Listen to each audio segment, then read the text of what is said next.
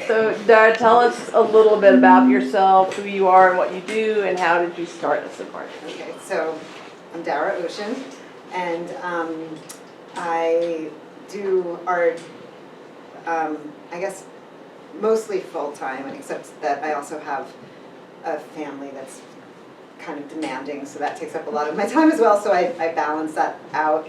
But the family component actually influences my art quite a bit, because I decided that I wanted to integrate those experiences into my work, because fighting it and trying to keep it separate was just too hard. And then by doing that, it actually, I feel like, really enhanced my work. I can't remember what you were saying, who I am. Yeah, no, so that's good. So tell us about these pieces, and then you said pieces over here too. Right, okay, so just like going off of what I was just saying, this work started working with the egg imagery, because one day when I was making lunches for my kids, I always put hard-boiled eggs in there, and one just broke, and I was like, oh, look at that cool shape, and I was like, I gotta take a picture of that. And then the next thing I knew, I was doing portraits of broken eggs, like I was purposely breaking them and cracking them. And as I was working with this, I started to get more and more philosophical about the symbolism of an egg and the fact that it creates life, but then we also eat it to sustain life. So it became something that kind of fed into a major theme of mine, which is the life cycle. And I work a lot with fertility and birth and death, and being a mom, it's caregiving and all that stuff is always it's very present in my life.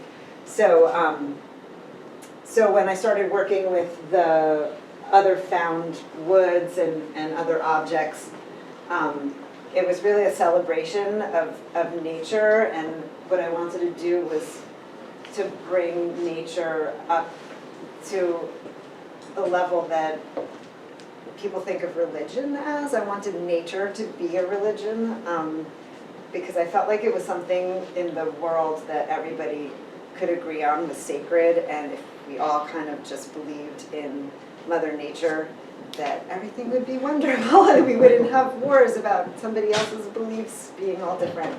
And then this top body of work was a separate body of work, which I'm still working on pieces and developing. But it's also about the nature and humanity coming together. So I've created pieces that look almost like like what you'd see on the beach in a tide pool.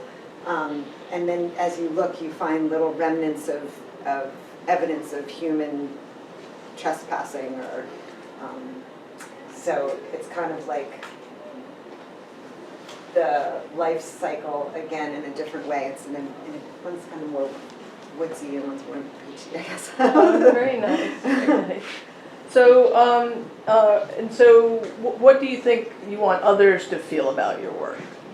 I think I really want people to be curious about my work. I think curiosity drives a lot of my work, and I would like people to look at it and wonder what it's all about, and then try and answer those questions for themselves, because I think in the end, art is a lot about presenting something in a way that makes people look at it in a way that they've never looked at it before.